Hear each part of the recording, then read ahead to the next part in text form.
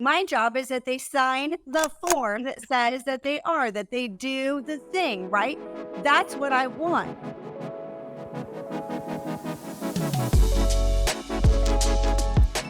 Handling of consumer data is a murky area in our auto industry with emerging technologies, especially in our retail technologies and rising regulatory scrutinies. Dealers find themselves, well, they're struggling a little bit to navigate these compliance oversights and risks from vendors who honestly just flat out refuse accountability.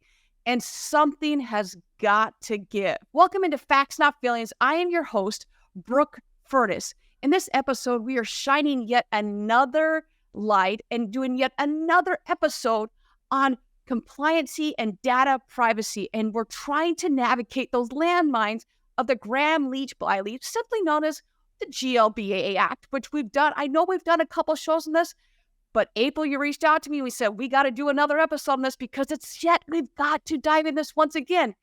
And not just on that portion of it, but diving into those outdated lead transmissions, and you're thinking to yourself, what is that? The ADF XML portion of it. How does this impact your operations, your revenue, and even, like I said, your reputation? Let's dive in and find out. I am joined by three special guests today and their unique vantage points into this super thorny issue. First and foremost, we have Brian Pasch. He is the founder of PCG. He works hand in hand with dealers on marketing compliance and so much more. We have April Simmons. April Simmons is the corporate marketing director of Horn Automotive, Horn Auto Group. She is out in Arizona and a very dear friend of mine. She is constantly grappling with this centralized data and trying to hold people accountable. We have Tom Kline, who is the former dealer, and he's also an industry expert of consulting and helping dealers overcome vendor hurdles. Brian, I'm going to go straight to you on this one.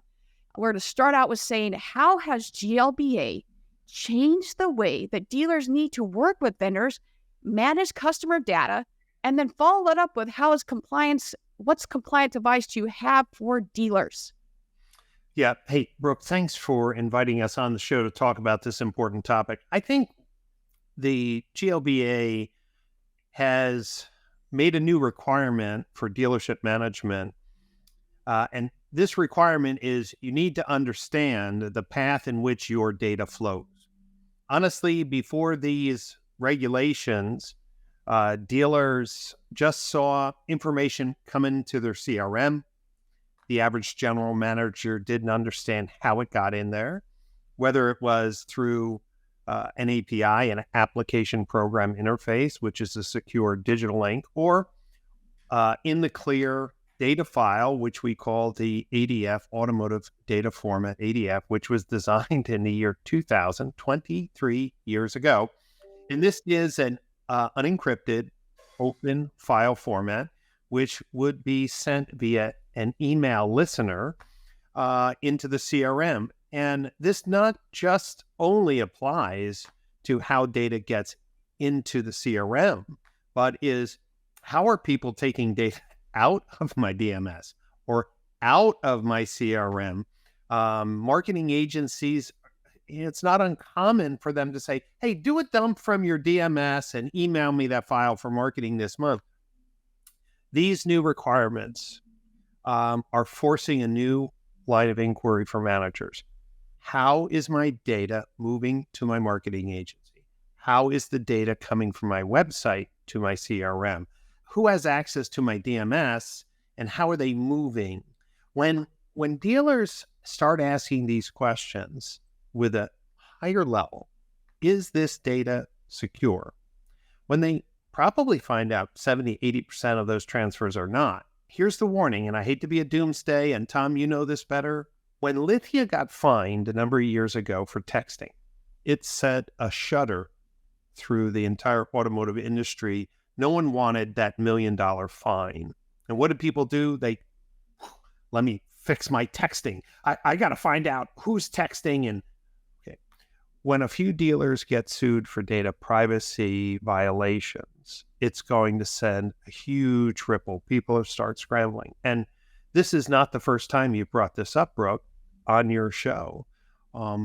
A Unfortunately, I think the vendor community is dragging their feet. Dealers are dragging their feet. It's going to take some lawsuits and some fines to get people to put a sense of urgency behind this. Amen to that one. Tom, I'm coming over to you next on this one. GLBA, it's pretty cut and dry on this. They lay out clear obligations for dealers when it comes to data privacy and security, but for some reason, there are vendors out there. I'll just leave it at vendors and fill in the blank on if you want to say vendors, whether you want to say partners, whether you want to say whatever you want to fill in the blank, but let's say companies that have been slow to step up. I'm just going to let you take it from there on that one. I'm just going to say ... fill in the break there. Yeah. So, yes, they have been slow to step up. Yes, they're having a problem, and they don't want to reinvent the wheel, which is part of the problem. As Brian brought up the ADF XML format, somebody's gonna have to come up with a new standard. Maybe Brian can do that and come up with the new standard and roll it out to the whole automotive community.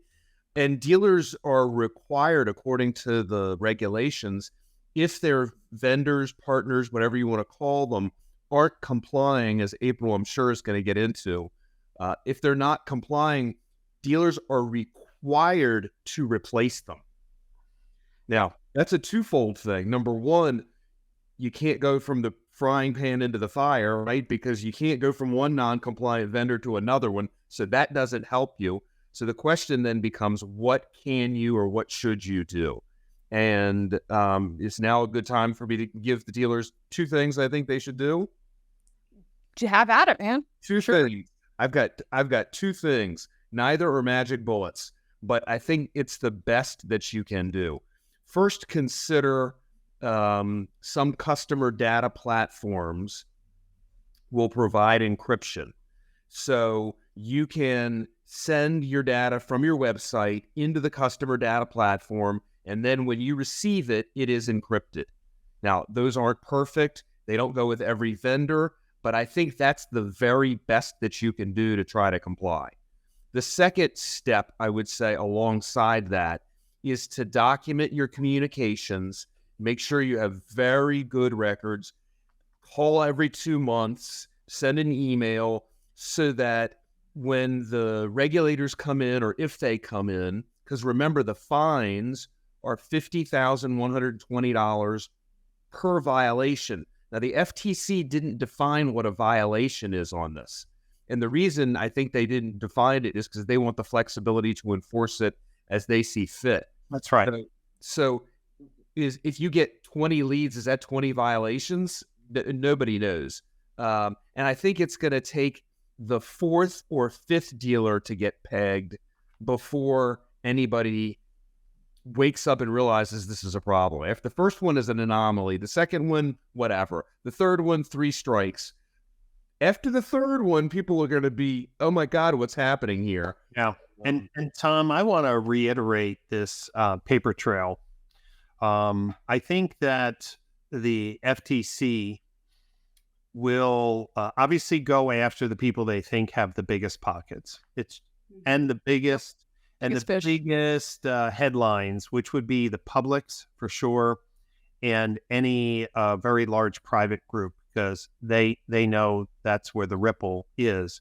Sure. But one of the things that I believe, since this is relatively new, if a dealer or a dealer group has regular communication, like we need a solution, I need a deadline, I need a timeline.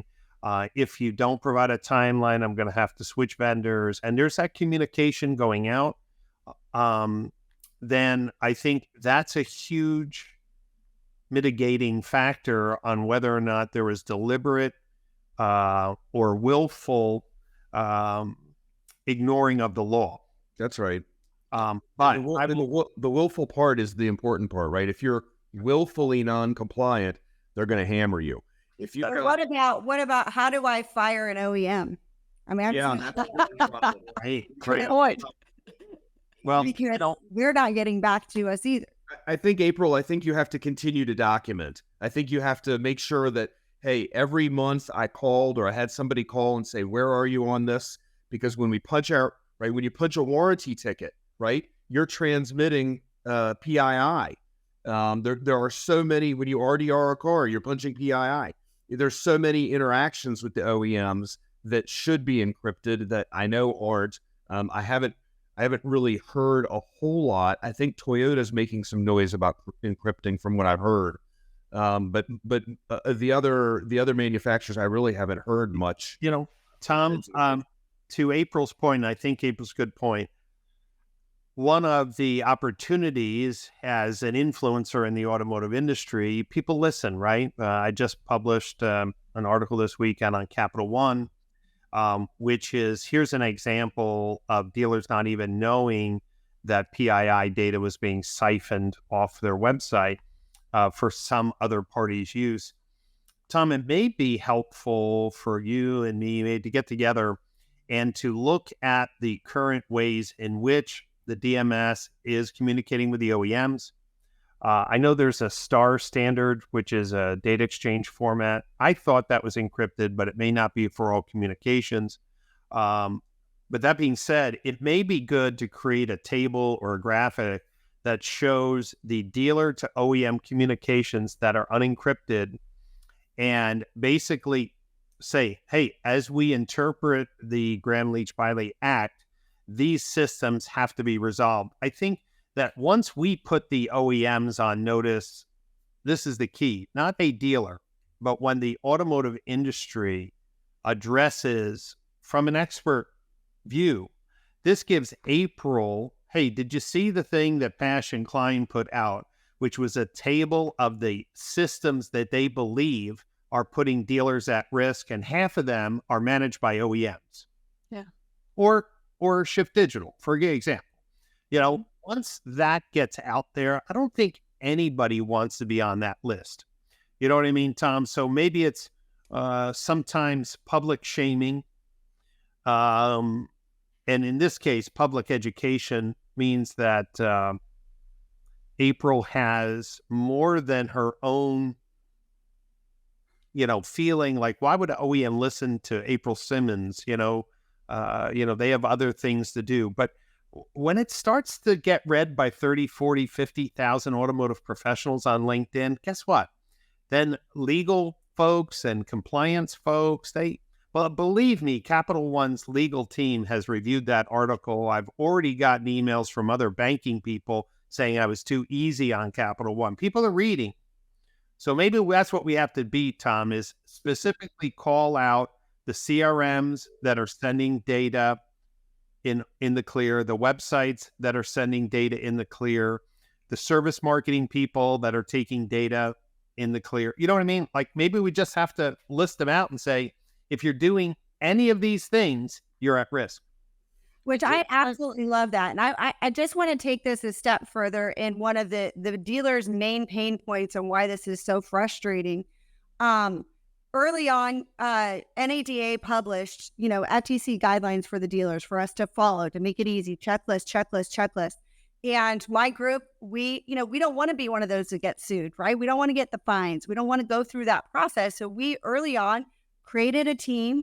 We have sat down and we dissected it down and said, okay, is this technical? Is this, what aspect does this fall under? And we divided and conquered.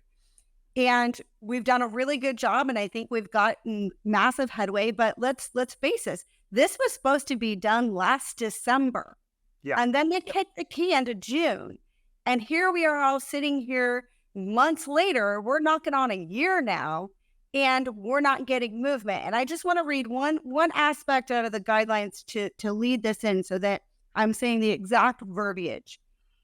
Under the 2003 rule, you are required to oversee your service providers by taking reasonable steps to select and retain service providers that are capable of maintaining appropriate safeguards for protecting customer information, and 2, obligating your service providers through contract to implement and establish such safeguards. The revised rule also requires that you periodically assess your service providers based on the risks they present and the continued adequacy of their safeguards. That is, you should take steps to ensure that your current service providers maintain adequate procedures to protect customer information and detect and respond to potential security breaches. Okay. The next piece specifically says who qualifies as a service provider. The revised safeguards rule maintains the current rule's definition of service provider as any person or entity that receives, maintains, processes, or otherwise is permitted access to customer information through its provision of services directly to a dealership. Okay? So, unpacking that, I now am going down the rabbit hole of all the people, all my service providers that I now need to, through contract, have them tell me, yes, April, we are compliant. Great. I start the emails. Hey. I'm going to tell you as I sit here today, 60% of them have just straight ghosted me. Can't even get a response. The next layer of them are like, oh, wait, I don't even know what you're talking about, April. Let me find out who. And so my true vendor partners who are saying, hey, okay, we want to help April out. Let's go try to find the person in my organization who should be the person doing this.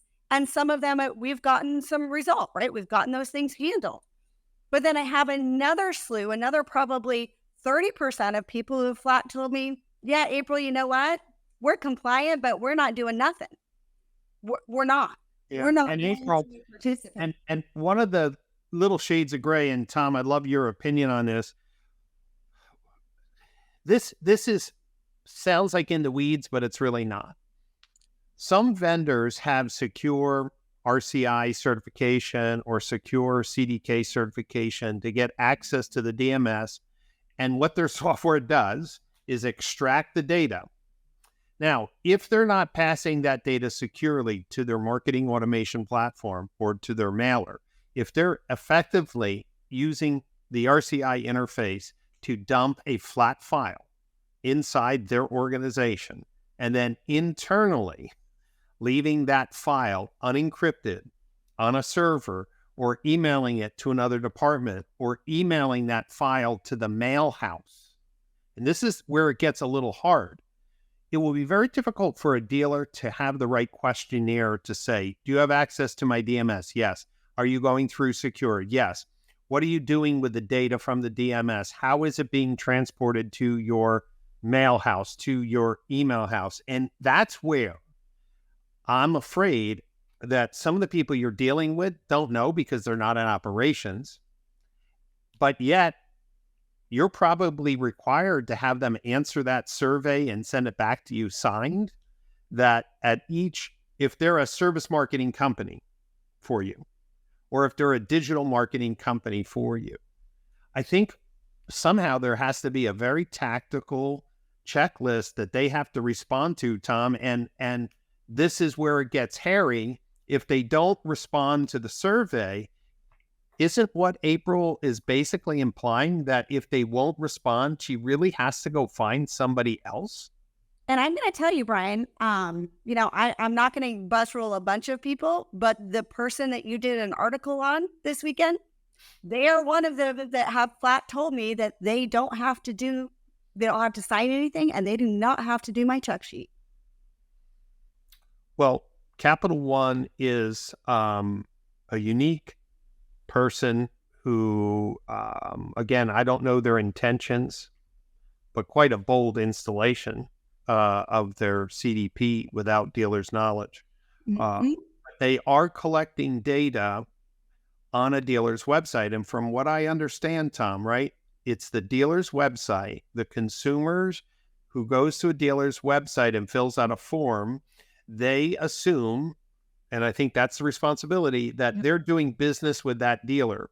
Now, what Capital One does with their data in that form impacts the dealer's requirements, because at least the way I read it is when a consumer fills out a form, they must disclose where that data is being shared. If the vendor's form isn't saying, hey, it goes to Capital One and an open lender's marketplace and we sell these leads, then the dealer is ultimately responsible. And then Brian, it goes another level because you also have Leads Navigator, and I don't want to bust on everybody, but I'm just going to use them as a good example. They have Leads Navigator. So they're also sending to my CRM PII. Exactly. Yeah. Right? They're going to CRM. That's CRM. Social security number. They're sending information. They're sending PII to me. So at the same token, there's this like, what is the law really saying? But at the end of the day, there's data flowing from me and to me. And I'm basically being told, we're compliant because we're a bank, which is why they're a good one for me to have this conversation about. Because listen, if they're sending a lead file in ADF XML format, which is clear text, using an email listener, then that's not compliant. If they've worked with eLeads and VinSolutions and DriveCentric to use their API, and some of them don't even have stable APIs, and Capital One is sending that data of secure API, but if they're sending ADF, there's absolutely no way anyone could say, because remember, the CRMs were built as email listeners, and an attached file in an email listener is not an encrypted file. Correct. So I'm going to just call it out then now. This is going to sound horrible. I don't even care because you know what my job is? My job is that they sign the form that says that they do the thing, right? That's what I want. But here's what I also know based on everything you just said. There's a reason that they're not. There's a reason that I'm not getting any proper movement forward is because the real fear is what happens when all these dealers get fined? Can they now go sue somebody? Well, if they didn't sign a form, sorry, we're so sorry. That's the real fear. We get into this thing of pointing of fingers and rolling uphill, downhill, and all of those things, when at the end of the day, I'm just trying to do what it says my responsibility is. Because let's face it, dealers are never going to fully know and understand the layers, right? We're not going to understand how data flows and all the acronyms and all the different things. That's just too much to even think a dealer will know. That's why the dealer's responsibility is to have the vendors and vendor partners sign that they are and do these checklists that says, we are this, we are this, we are this. Because dealers, we're never going to know. But if the vendors are unwilling to even come out and forthright say, send me the sheet you need me to sign, tell me where I need to go to fill out, my checklist. That to me is the number one pain point right now. And if you're in that middle space where you're really not sure if you're supposed to do this or not, fine. But if you have direct access to a DMS or a CRM, you definitely need to comply. Or on the back end of the website. That's another one people don't forget. Because for me, I might have access, but even back in the website. So Tom, I'm going to take a question over to you real quickly. For those vendors, we're talking a lot about this, but for those vendors that are claiming they don't need to comply with GLBA, because we've talked about this a lot, they don't need to comply with GLBA when it comes to, especially with this ADF XML portion of it, or we're already doing it, but they're not going to sign it. What are the legal risks? Because this is where I know this is just a small portion of what you do, but you kind of become that everyone ask Tom. So what are the legal risks that the dealerships are opening themselves up to, or the company? What are these risks? Yeah, remember my disclaimer is I'm not a lawyer. I just talk like one. So I'm a former dealer. So from a dealership perspective, let's just pick on any one vendor. Let's just say that your CRM vendor isn't complying. They're not going through an API, and you want to know what if, right? I espouse making sure you think about what if in your dealership. What if this happens? What if that? So what if the FTC comes in on your CRM? Well, the first thing you should do right now as a dealer is look at your agreement and what your agreement says right now. Because likely your general sales manager signed the agreement and didn't make any changes.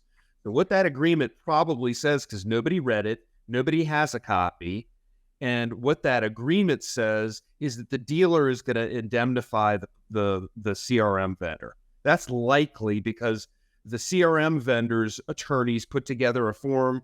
The CRM says, yeah, nobody ever reads it, and they just sign it, and off we go, right? And what that says 99 times out of 100 is that the dealer is going to indemnify the vendor, which is exactly backwards, right? That's backwards. So if the dealer gets fined and he says he gets fined because the CRM vendor, the dealer's going to want to take legal action against the CRM vendor, right?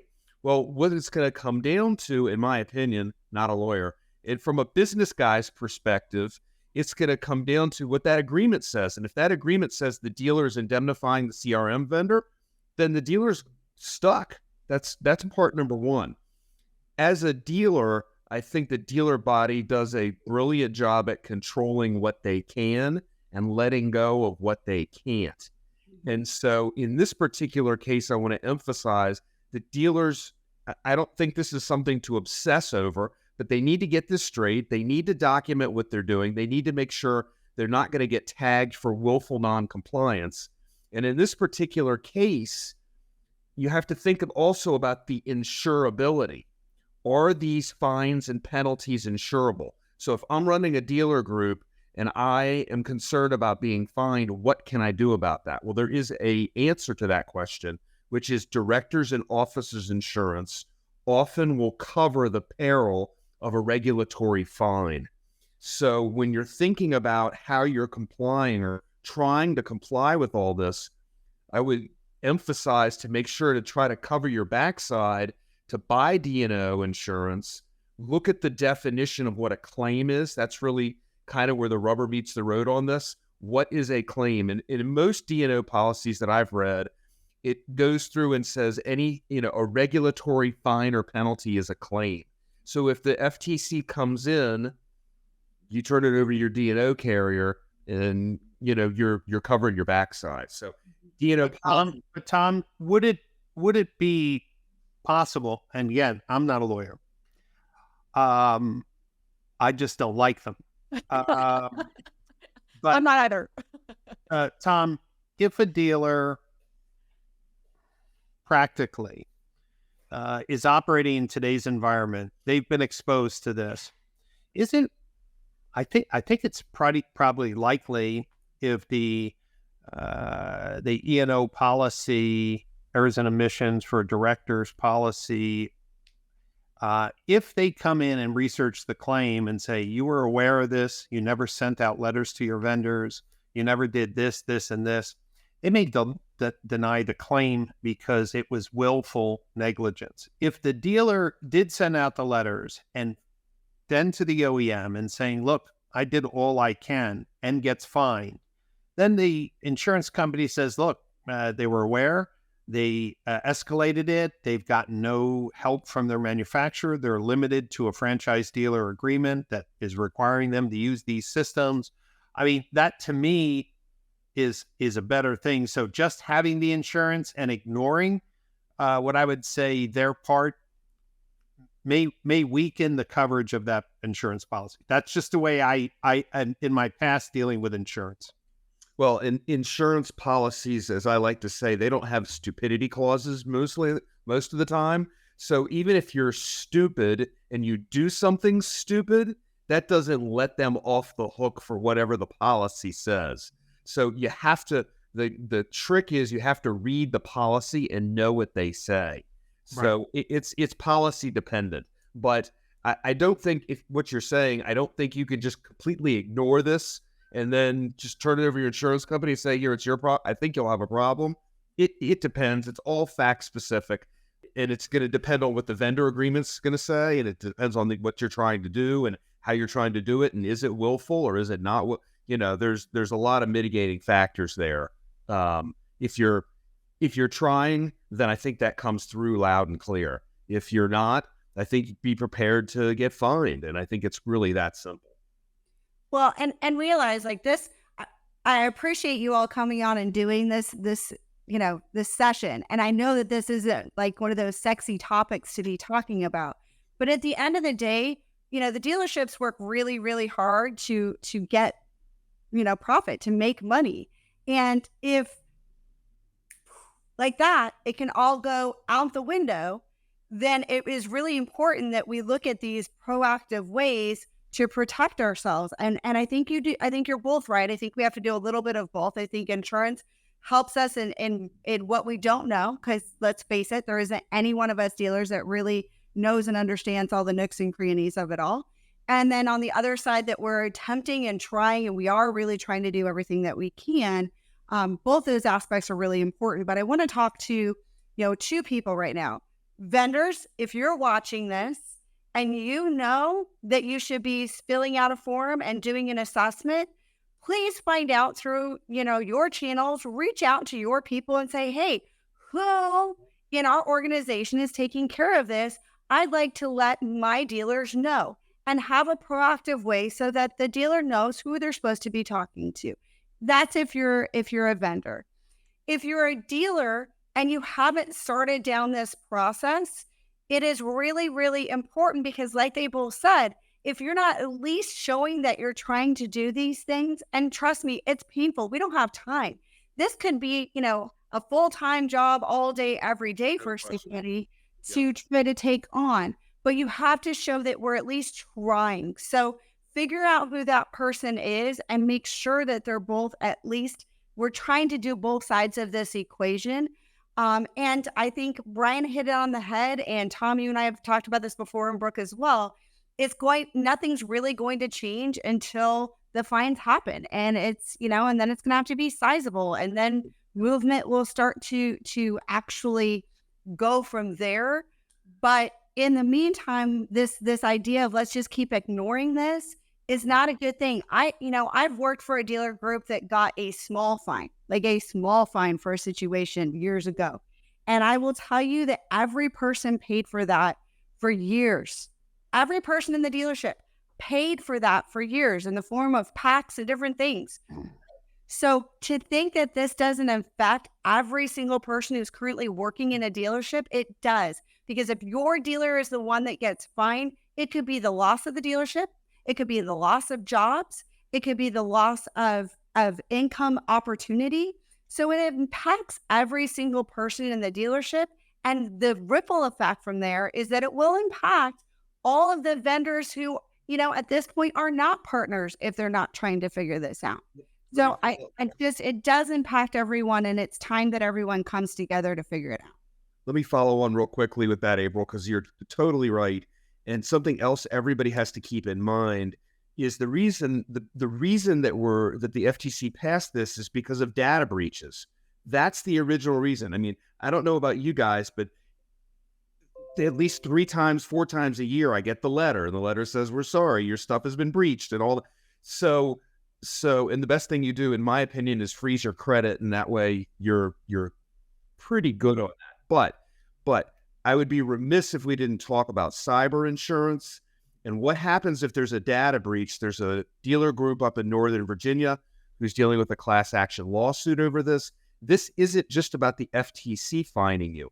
This is also about exposing yourself legally to all of your customers. Now, the Gramm-Leach-Bliley Act in and of itself doesn't have a private right of action, which means if you have a data breach, George Jones can't sue you under the Gramm-Leach-Bliley Act. But what George Jones can sue you under is what's called the Unfair, Deceptive, Abusive Acts and Practices, or UDAP. And that's the statutes with which the lawyers are going to come after the dealers. And again, a lot of insurance policies will not cover those kinds of breaches.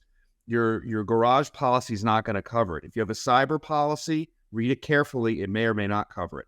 And that doesn't include the reputational damage, April, which is what you were talking about, the reputational damage that you'll have for years to come. And the last thing you want to do is have to call your third generation customer and tell them, hey, I know you've been buying cars from my family since 1925, but we just put all your stuff out on the dark web and we're sorry you're going to have a problem, right? That's so there is reputational damage, which will impact the bottom line. And this is one of those instances where when somebody says, listen, I don't have time for compliance, I'm trying to sell cars, this is one of those things I say, listen, you don't have time not to do compliance because Yep. be a problem for you otherwise. And it's not an if, it's a when on cyber data breaches, right? I mean, the Pentagon, one of the articles during COVID is the Pentagon, they knew that Russia was in the Pentagon computer systems, but they couldn't figure out how to get Russia out of the Pentagon computer systems, right? So car dealers are not as sophisticated as the Pentagon systems, right? So it's going to happen. Right. To your point, is that this is something that I know you and I talk about a lot, is that the OEMs, this is not a bash and OEM segment at all. This is just a fact of the matter. OEMs are notorious for having they're not great at security. And this is just, it's well known. I mean, I post articles about this all the time, that just acknowledging that, hey, make sure that you've got things backed up. Make sure you're constantly looking at this, because it's, to your point, it's a matter of when it's going to be hacked and how many times it's going to be hacked. I just did an article recently about where your OEM is ranking on it, whether it's spying on your data, whether it's spying on your sexual activity. Like this, the stuff gets hacked all the time. And so, and to your point as well, is that most companies, especially in our industry, don't have enough cyber security insurance. So when it does happen, oh, by the way, do you know the cost of this and what it's going to cost you to back that up? So it is a matter of when. That's vendors as well as dealers. I have vendor clients who have called me and I say, hey, let's start by looking at how much cyber insurance. They're like, well, why do I need cyber insurance? I'm like, because stuff rolls downhill. And these are all facts. These are all facts, not feelings, right? Well, that's right. And Shift Digital for most OEM programs requires at least a $10 million, $20 million cyber security policy, and it's not cheap. I know the website providers all have to have cyber insurance. And Tom, you mentioned one thing about two things that dealers can do about really thinking about a customer data platform. I will tell you, I'm working on some very interesting projects, one for a very large dealer group. And in the future state, a year from now, all of their primary customer data will be in the CDP each night securely. And all vendor access really for marketing will completely change. For example, it'll be a gateway. Yeah. And it will be an interesting gateway, not a dump and pump. It would really be what I want to call real-time audiences. So in the CDP, we might create an audience of recent truck shoppers or recent service customers or lapsed service. In the past, Tom, they would take the dump from the DMS, email it over to their marketing partner. They'd run that list for a month. What they did with it, who knows? That's the scary thing. And then they would get another list. In the future state, the CDP will build a dynamic audience, connect it to Facebook, connect it to Google securely, and creative attached to that audience, meaning there will be no dumping of lists anymore. There will be basically a central hub where the customer will go through different states, move through certain marketing campaigns, which means that the dealer will know that the marketing company does not have access to PII, and that people who want or need access to the data, they can control that it's never through anything but a secure API and their functions. Now, that's going to be a long way off for the majority of dealers, but we are moving to a world where this exporting data from the DMS and CRM for marketing should be going away, and thankfully so. And that's going to be not only a better performance, but a better security. But, there's so many moving cogs in this that, let's put it this way, most people have no clue. They've never asked what you're doing with my data and how it's handled. And those conversations, whether we create a master list of all the companies that are currently transferring data that would fail the Gramm-Leach-Bliley Act, maybe do we have to do the public shaming list? At some point, dealers have to be protected because there's only so much an April Simmons can do, or, even our friends, Kevin Fry, or, Ryan Everson. Yeah, they're part of big groups, but they're just one voice that has no ability to move legal teams, no ability to move tech teams, no ability to move. But maybe if we make this a more public movement, that the OEM well. And I love that, Brian. I want to piggyback your CDP because that's something I've actually started transitioning my vendor partners to. If they're unwilling to activate via my CDP versus my DMS or CRM, then I look for a different partner at this point. So I'm starting to make those moves, but the one piece I still have just besides the OEM, because they want to just use my DMS, that I'm having the issue with is, we're almost in a world where the purpose of a CRM is starting to be very minimal, right? And it becomes just the beginning communication. Like, so that PI information that is transitioning, that beginning piece, just for the hand raiser who says, hey, I need help, or here's my finance app, or those types of things, that's the part where we still have the need, right? That's where I still haven't quite figured out, like, marketing everything to the CDP, right? If it's marketing, it's after the first 3 days of the, then you're there. Like, because I can do a lot better job than I ever could in a CRM as far as marketing campaigns go. But there's those 2-3 initial days that we've got to work on and figure out. Yeah. And one of the things that I don't know if we're going to get to without some massive disruption is, as I read the Gramm-Leach-Bliley Act, that simple website form on a dealer's website, it could be check availability, it could be my trade. What I do know, and most dealers may or may not know, is that like in a Shift Digital program, that lead form does not go to the dealer, right? So it goes to Shift. Shift is going to do something with it, some data hygiene, some data, but they're going to have a copy of that. Now, whether they need to roll up that data and send it to the OEM, whether or not they're sending that out for data modeling with J.D. Powers or Urban Science, but there could be a number of people who see that data that the dealer doesn't know. But the way I read the GLBA, the dealer's form has to disclose that by filling out this form, you are sending data to, and now the way I read it is you're sending it to the dealership, Shift Digital, I'm just to say it's Nissan Corp, and any affiliates. Like, who's going to really tell the dealer all the people who are getting a copy of that lead? Right. Yep. That's why And that's why it boils down to, we cannot, like, the dealer is the one ultimately responsible, but they're never going to know. So, fill out the form, fill out what sheets, and fix your stuff.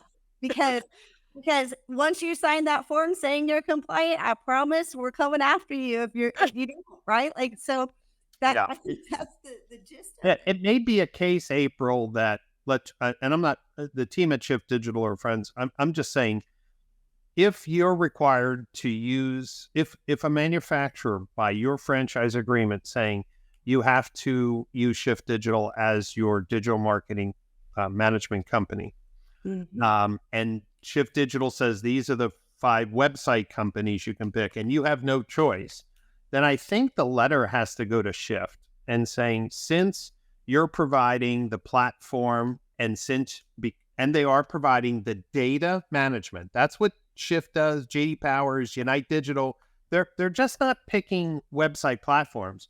They are the data handling folks, rolling up reports. So it may be that your checklist has to go to Shift, not Dealer Inspire, because you understand Shift is the one that bills your parts statement, I think. Right? So from a vendor standpoint, Tom, you would have to chime in here, but dealers may not realize their website is contracted through Shift, not Dealer Inspire. And it's Shift who manages the data flow. And Shift knows all the parties that are getting that data, right? So it may be that Shift Digital will start to see more direct legal letters saying, I need you to document your the process by which you handle and supervise information that's entered on my website, and that all of that data is passed through the different vendors through secure channels. that will be the interesting thing. It will be interesting, April, to see how Schiff responds, because that seems to me the bigger win. Mm-hmm. The OEM requirement, and you can't choose. So if you can't choose and they won't respond, that's much better than Dealer Inspire not responding. Because Dealer Inspires is like, I don't contract with April Simmons.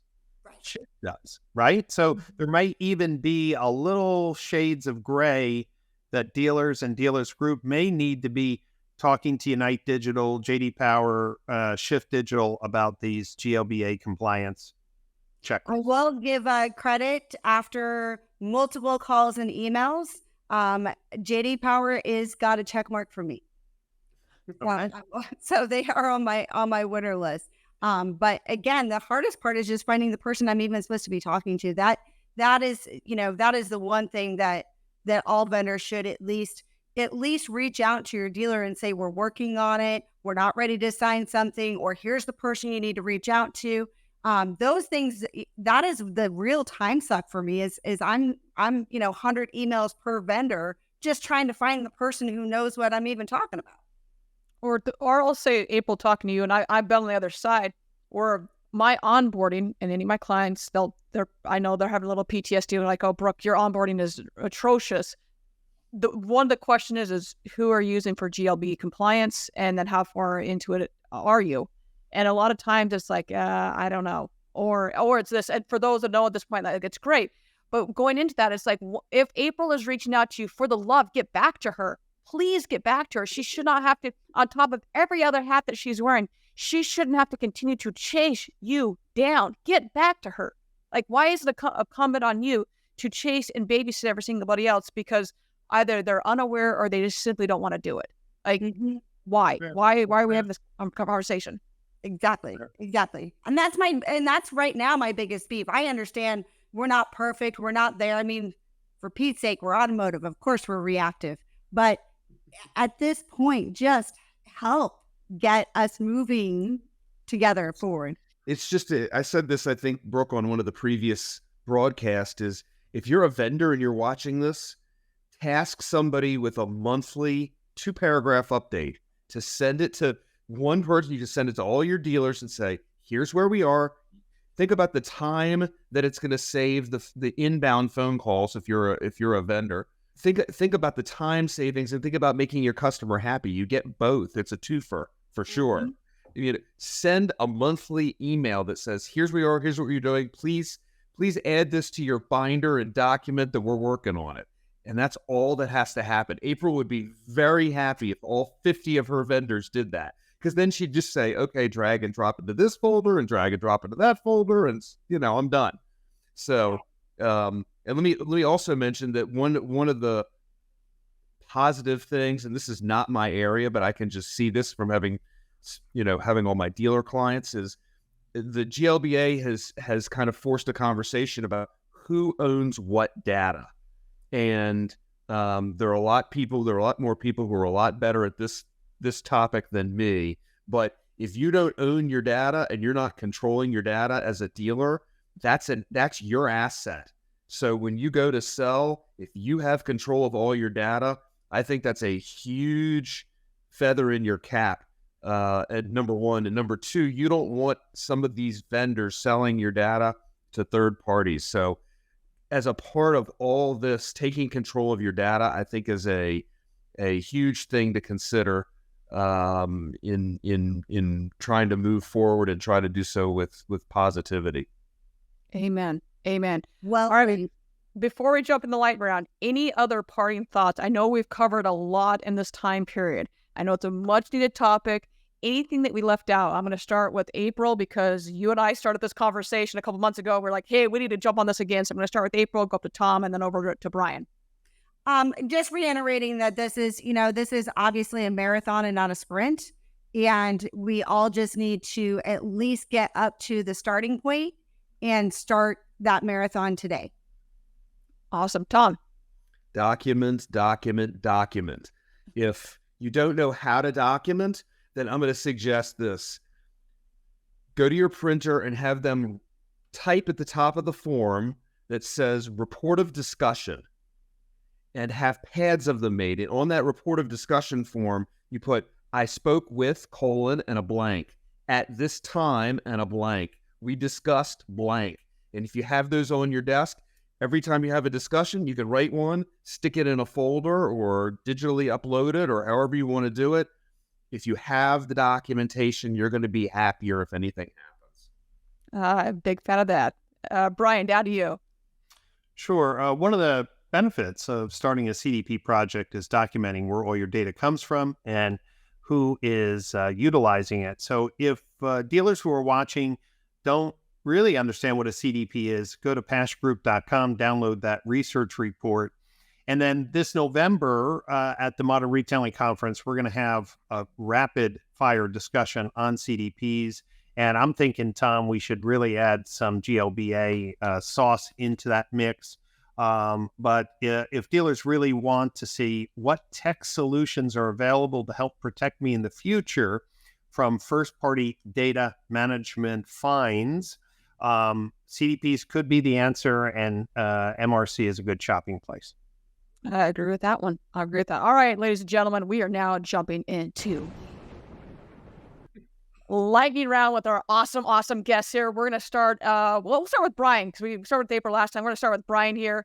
Brian, we're going to first start with how can everyone get in touch with you? As you can see, it's like below your face, below my face and your face. We've got your personalized link here, but for those that are listening, how can they get in touch with you? How can they find you? Sure. The easiest way to connect with me on LinkedIn or email brian@brianpasch.com. It couldn't be any easier. Either way, let's talk. Fantastic. April, over to you. You've got your personalized link right below your beautiful face, but how can everyone get in touch with you? How can they find you? LinkedIn is usually the easiest, or you can always reach me at my email, which is april@horne, HORNE, cars.com. Fan-freaking-tastic. And Tom, there we go. Couldn't say your name there, but we got there. How can everyone get in touch with you? Well, you can go to my website, bettervantagepoint.com, fill out a form. You can go to my website and hit Video Connect with Tom now, and up you'll pop on my phone where we can chat. You can send an email to me, tomk@bettervantagepoint.com, or you can call or text 757-434-7656. A lot of ways to get in touch with you. Tom, we're going to stay with you because we're on your face right now. Name of the show was Facts Not Feelings. How are you distinguishing facts from feelings? How am I because that's the world I live in. You and I live in the same world. When we're talking about risk at a dealership and trying to talk about compliance, we're always going back to what are the facts of the situation. When a dealer gets sued, we have to get to the facts first, right? You've always got to get back to those facts. Otherwise, you're building a house of cards. So, I subscribe to Facts Not Feelings, and because that's my business too. Fantastic. April, over to you.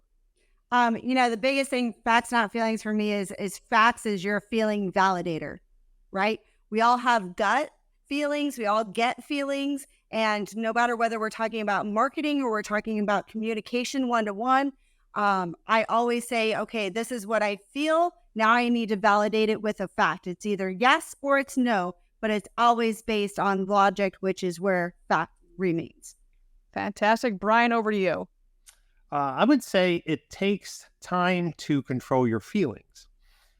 Early in this automotive business, I might rush out and write some things and stir the pot based on feelings and hope that the facts align. This weekend's article on Cap One, a couple of people said, well written, well supported. And I think as you mature, you realize people respect people who have the right balance of emotion backed up by facts. If you're too leaning on hype and emotions, over time, people grow tired. People will never grow tired of passionate people who are speaking factual truths. Ooh, I like that one. All right, Brian, I want to start with you again and round this out with what is something that's maybe a hidden talent or something that I'll say the majority of people might not know about you. Ooh, okay. Mix it up here. Okay, sure. I was a high school physics teacher. Wow. Okay. All right. I like it. There we I go. like it. I'm an avid boater, sailor. I love spending time on the water. When I was a young thing, I got my Captain Coast Guard license because just wanted to have it. And they liked me so much, they asked me back a second time to take the test to make sure that I was going to do it properly. And I did that and really enjoy being on the water. I've owned 14 boats, 15 boats in my life. So, because I was a car guy, so sell and buy and trade and whatever. So that's not something that I talk about regularly, but when I can, I like being on the water. Fantastic. All righty. Okay, so yeah, I'm going to piggyback that a little bit because a lot of people don't know that I'm really not at all a girly girl. I kind of look like a girly girl, but I do enjoy being outdoors very much. I take trips as much as I can to get out into nature. But one that people probably don't know about me is that when I was younger, especially, I was a really, really good bowler. And I have a slew of bowling trophies to prove it. Okay. Nice. All right. Okay, there we That's go. a great I like one. it, I like That's a good one. There we go. All right. All right, everyone. You know the drill at this point. Thank you so much. I so appreciate everyone on this. This was such, I know we've done a few shows on this, but this was such a needed topic. And April, thank you so much for reaching out and being like, hey, we got to talk about this again. So I just so thank you for that so much. And everyone, as always, find a way to serve today. Find a way to just help. And whether that is a kind smile, whether that is opening a door, just find a way to serve today. And with that, everyone, we will see everybody next week.